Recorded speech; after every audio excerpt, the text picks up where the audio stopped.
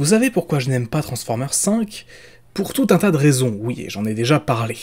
Mais vous savez pourquoi il est pour moi encore plus mauvais que Revenge of the Fallen par exemple ? Parce qu'il fait des tas. Mais alors des tas de fausses promesses dans ses bandes annonces et sa promo, et pas pour révéler quelque chose d'inattendu comme Sentinel dans Dark of the Moon, non.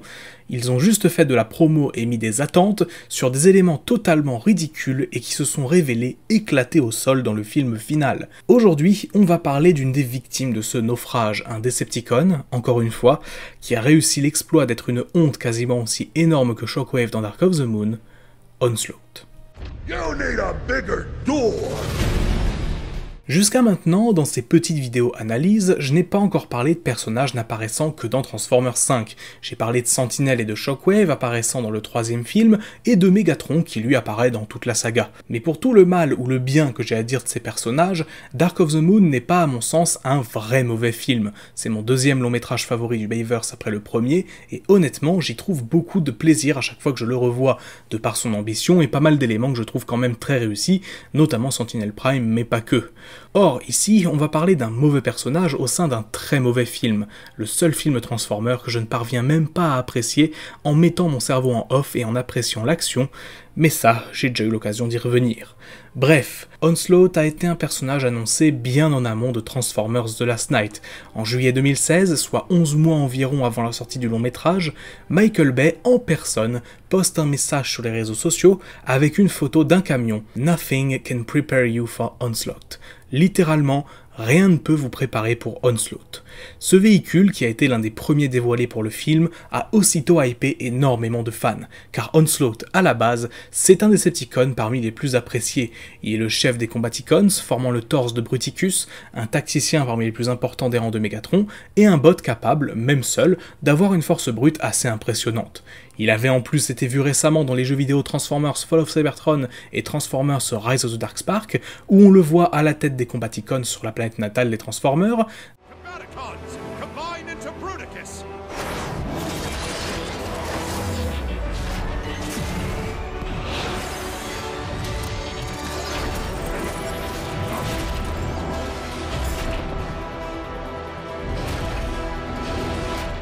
Dans les comics IDW, lui et ses Combaticons étaient vus de façon régulière, et les plus anciens fans avaient le souvenir de son rôle dans la série G1. Bref, même si c'est loin d'être un des antagonistes principaux de la licence, Onslaught est vraiment un personnage apprécié, et qui surtout tease en général l'arrivée des Combaticons, car il fait rarement cavalier seul.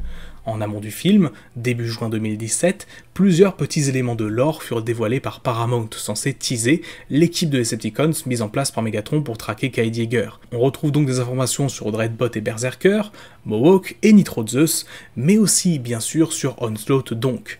Ça sera d'ailleurs aussi un des premiers aperçus du design du personnage. Les quelques infos que l'on a le présentent comme un tacticien ainsi qu'un lieutenant sur le champ de bataille, mettant au point une nouvelle arme, sobrement intitulée le Decapitator. Franchement, c'est loin d'être une bio en désaccord total avec ce qu'est censé être le personnage. Son design posera déjà davantage question. En effet, il ne s'agit que d'un redesign partiel du Constructicon Longhaul de Revenge of the Fallen, auquel on a rajouté de nouveaux éléments de véhicule, de nouvelles armes et des couleurs légèrement plus foncées. Ça reste malgré tout un design pas si mauvais à mon sens, même s'il lui empêche d'être réellement unique, encore une fois. Il ne trahit pas fondamentalement le perso, étant assez bulky et massif. Cependant, dès son apparition dans le film, on comprend que quelque chose ne va pas. Déjà, il est le dernier Decepticon choisi par Megatron. À vrai dire, il est choisi par ce dernier uniquement parce qu'il ne peut pas choisir Berserker, ce qui est un peu humiliant quand on sait que c'est censé être un personnage haut placé. Ensuite, il ne transpire clairement pas l'intelligence, ça a juste l'air d'être un benet qui demande une porte plus grosse et se jette dans la bataille sans plus d'intelligence que ça. Et enfin, et ça c'est le point qui a fait criser énormément de fans, il se fait tuer par Drift et Crosshairs en quelques secondes, sans même avoir fait quoi que ce soit, décapité en 2-2 et oublié aussitôt. Et ça, c'est vraiment un scandale. Bien sûr, le cas d'Onslaught a été déjà débattu, et on pourrait simplement le ranger dans la catégorie des personnages sous-exploités, au même titre que Shockwave par exemple. Mais ici, c'est différent. Il y a eu une volonté de créer une hype autour du personnage, entretenue par le réalisateur lui-même, pour un traitement final qu'il connaissait déjà pourtant. Pourquoi choisir de faire que ce personnage est le dernier choisi par son chef? Pourquoi le rendre aussi idiot? Pourquoi le faire tuer au bout de 2 minutes? Et pourquoi surtout lui donner le nom d'un perso aussi célèbre et apprécié, si c'est pour lui infliger ce traitement, alors même que les autres Decepticons présents dans cette scène ont été inventés spécifiquement pour le film, car justement, ils n'étaient pas censés jouer un grand rôle. Vraiment, ce personnage est désespérant, rageant, à l'image du film en fait. Et le pire, c'est que dans ce cas, contrairement à Shockwave, je ne vois même pas comment le rôle du personnage aurait pu être amélioré, car ça impliquerait de changer des pans entiers du script du film. Mais typiquement, on aurait pu au moins le faire survivre jusqu'à la bataille finale, comme Barricade et Nitro Zeus, et le faire survivre à la fin.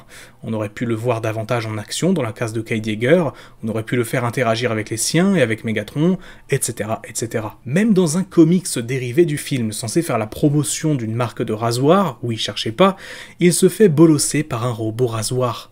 Oui, messieurs dames, Onslaught perd contre un robot rasoir, et je ne peux même pas m'empêcher de penser aux personnes qui ont fait leur maximum pour faire de ce design un design un tant soit peu cool malgré le fait qu'il ne soit qu'un retool de Longall, aux fans qui adorent les Combaticons et qui voient leur chef dans la G1 se faire humilier de la sorte. D'ailleurs, à introduire Onslaught sans parler à une seule reprise du fait qu'il soit potentiellement un Combaticon est ici selon moi totalement idiot, surtout à une époque où Hasbro souhaite donner un maximum de consistance à sa franchise et éviter de donner des noms sans raison à certains personnages. En effet, c'est un phénomène qui était beaucoup arrivé durant les années 2000, que certains personnages, notamment dans la trilogie d'Unicron, portent des noms de persos avec qui ils n'avaient rien à voir. Typiquement, le Cyclonus d'Armada n'a rien en commun avec celui de la G1, Smokescreen non plus, de même pour Wheeljack, etc., etc. C'était surtout à l'époque une question de trademark. Mais ces dernières années, depuis le début des années 2010, globalement, Hasbro essaye de faire en sorte que les noms de ces personnages ne soient pas attribués de façon random. Bon, ça n'empêche pas quelques couacs, notamment le cas de Blitzwing dans Bumblebee, mais globalement ça fonctionne. Mais Onslaught est un de ces couacs justement, car rien ne permet vraiment de le lier à sa version G1 ou une quelconque autre version. Bien sûr, taper sur The Last Knight, c'est comme tirer sur une ambulance avec des pneus crevés, mais quand on analyse des personnages issus des films Transformers, il faut irrémédiablement passer par là à un moment, pour expliquer en quoi certains personnages sont réussis ou non, et qu'est-ce qui cause cela. Pour Onslaught, en plus de son rôle à l'écran, c'est davantage le build-up mensonger autour de ce dernier qui me fait presque me dire que donner ce nom à ce personnage n'est qu'une façon pour Michael Bay de troller les fans de Transformers et de régler ses comptes avec eux. Un peu à l'image de tout le film, encore une fois, vous me direz. Tous les autres Decepticons recrutés par Megatron dans ce film sont des randoms, jamais vus auparavant, qui portent des noms totalement nouveaux. Et vous allez me faire croire que c'est par magie qu'Onslaught est le seul à porter un nom déjà connu? Bref, Onslaught est un désastre de plus à ajouter au palmarès des films live, et son cas n'est même pas de la sous-exploitation à mon sens, mais un troll pur et simple. Et contrairement à Shockwave dans Dark of the Moon, sa mise en avant dans la promo ne sert à rien, là où Shockwave servait au moins à cacher le twist du film. La prochaine fois, promis, on analysera un personnage qui n'est pas issu des films, mais dont la représentation aura tout autant fait débat au sein des fans. Soyez au rendez-vous.